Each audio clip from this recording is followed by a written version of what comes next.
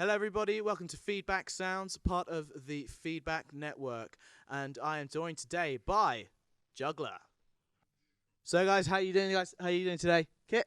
I'm doing great. Looking forward to playing some drums. Quite warm. It's quite warm in here. It is very toasty in here. It is very toasty.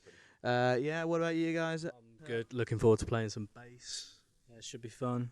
Looking forward to play some live music again. Excellent. Yeah. So we've got Juggler in the house today, and they're quite a cool sort of 70s inspired rock band. They are made up of Kit, and we've got Alex, and we've got Matt on lead vocals and guitar over there. So, guys, just do a couple of questions for you. Cool. So, you've got a couple of covers in your set. So, what do you guys think makes a good cover? Well, I mean, obviously different bands have different instrumental makeups.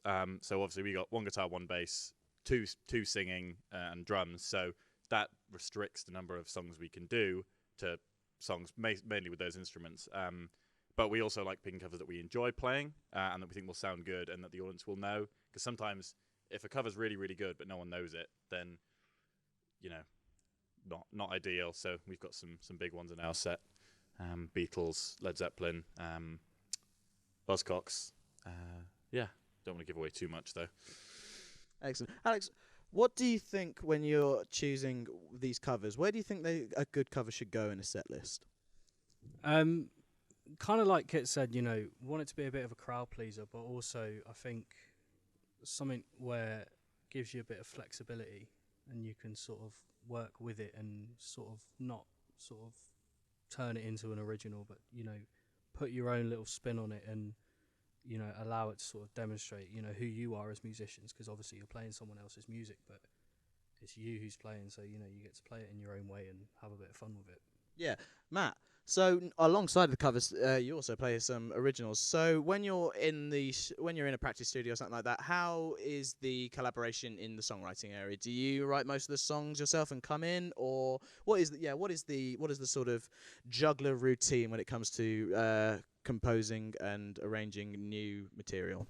Normally, I sort of bring the bones, and then the boys flesh it out, give it some organs and legs and arms and haircuts.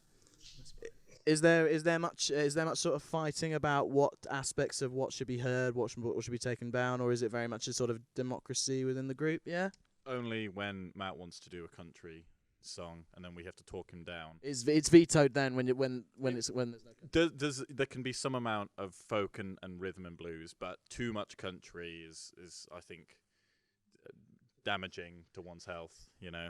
How many hours do you think a band should put in before they decide, right, well, let's go, we're going to go live, we're going to play to gigs, or they come into the studio? How many sort of hours do you think, you know, until you're ready? Do you think a band knows when it's ready? I mean, I think in our band, we're all already pretty experienced musicians, in either from other projects or whatever. So I think it slightly depends on how experienced you are as a musician and as a performer, because playing live is a whole different hog to practicing. But, you know, for half an hour set, maybe 20 hours? I mean, depending on how many originals, because that takes time. I have no idea. Honestly, I'm spitballing. I think we probably did together. I mean, bear in mind, me and Matt have been trying to get this project started for probably about over a year now. And then we found Kit, and then I think we had probably 2 or 3 sessions before we felt like we were ready. I mean, you know, having the covers to obviously bulk it out a little bit, but then even then, you know, me and Matt have been working on the originals for a long time, and so we kind of we were sort of, you know, we came to the studio and we were sort of, you know, 50% there sort of already. So yeah, I think it took us about 2 or 3 rehearsals before I'm talking about like sort of behind the scenes time, like learning originals. Something. It's probably about 10 hours. All the Pub time. Yeah, you got to include that in. You're called Juggler, Matt. And it's not just Juggler like how you'd spell it normally. It's Juggler with an underscore instead of an E. Where does this name come from?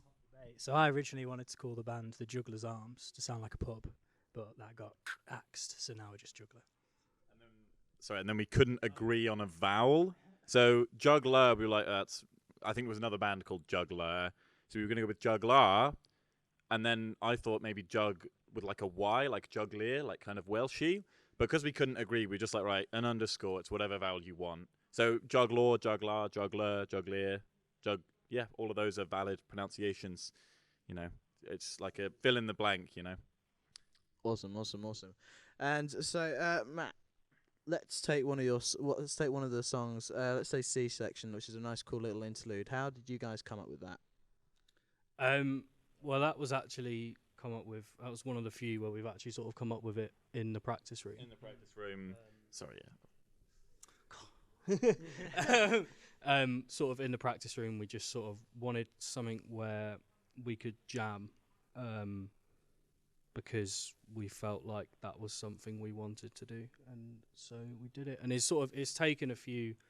I think the thing about that tune is it's taken us a while to sort of actually sort of file it down and turn it into something that's giggable, because it had a tendency, I think, especially when we first played it live, it just sort of went on a little bit, and it sort of got a bit too like freeform. So yeah, it's sort of 10 minutes long. You have a 10-minute version. It was, yeah. It was 10 minutes. Well, so basically, I had an idea for a cool drum pattern. I was like, "Oh, Alex, play bass to this," and then we forgot to write Matt a part, and then we took that sort of basic do do do do do do do, and then we put a B section on it, which is a bit more groove driven, and we'd basically just repeat those two over and over again. But live, we'd never really known when to stop. So I think one of the versions we have is about 8.5 minutes, where we just keep alternating. But yeah, we're trying to file it down to a sort of interlude type thing. Hopefully it comes across that way when we play it.